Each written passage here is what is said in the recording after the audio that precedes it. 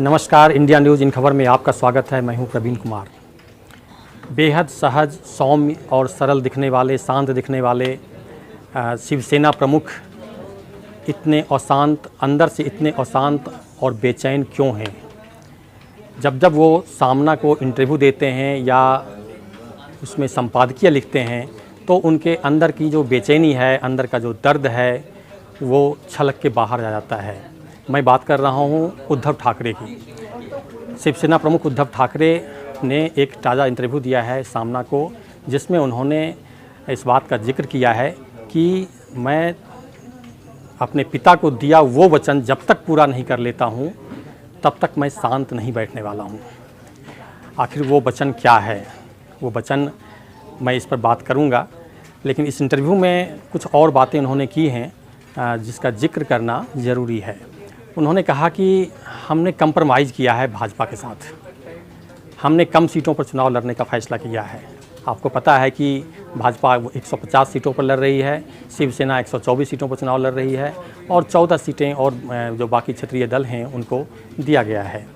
तो उन्होंने कहा कि हमने कंप्रोमाइज़ किया है शिवसेना भाजपा के साथ, और देवेंद्र फडणवीस जो मुख्यमंत्री हैं, भाजपा के नेता हैं, चंद्रकांत पाटिल जो हैं भाजपा के नेता हैं, उन्होंने मुझे व्यक्तिगत रूप से उस चीज़ का आभास कराया कि हमारी समस्या को समझिए, हमारी परेशानियों को समझिए और आप जो है मान जाइए। अब जाहिर सी बात है, दोनों दल हिंदुत्व की डोर से बंधे हैं, जैसा कि देवेंद्र फडणवीस भी बोले थे पहले, और अब शिवसेना प्रमुख उद्धव ठाकरे भी कह रहे हैं कि दोनों दल हिंदुत्व के डोर से बंधे हैं, लिहाजा समझौते तो करने पड़ेंगे और हमने किया है।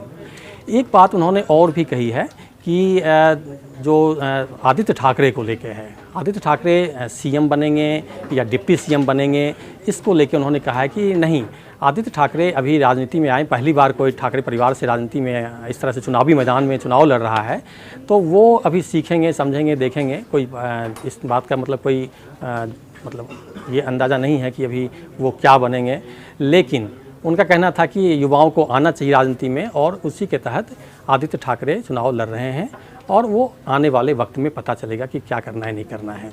लेकिन जो सबसे महत्वपूर्ण बात है कि वो वचन, अपने पिता को उन्होंने कौन सा वचन दिया था? उन्होंने अपने पिता को, जो शिवसेना प्रमुख बता रहे हैं कि हमने अपने पिता को वचन दिया था कि जब तक मैं एक शिव सैनिक को चुनाव में, मतलब महाराष्ट्र का मुख्यमंत्री नहीं बनाता, तब तक मैं शांत नहीं बैठूंगा।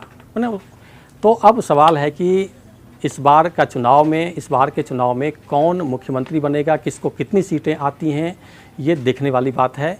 21 अक्टूबर को चुनाव होने हैं। 124 सीटों पर शिवसेना लड़ रही है, तो जाहिर सी बात है कि अब कितनी सीटों पर जीतती है। भाजपा 150 सीटों पर लड़ रही है, तो अब दोनों दलों में कैसे क्या समझौता होता है, नहीं होता है, तो अब देखना ये है कि ये वचन निभा पाते हैं या ना निभा पाते हैं, और इसको लेके अंदर से बेचैनी है, इतने अशांत हैं उद्धव। तो अब ये अशांति, इनके मन का दर्द, इनके अंदर की बेचैनी कितना दूर हो पाता है, ये देखने वाली बात है आने वाले चुनाव के रिजल्ट में।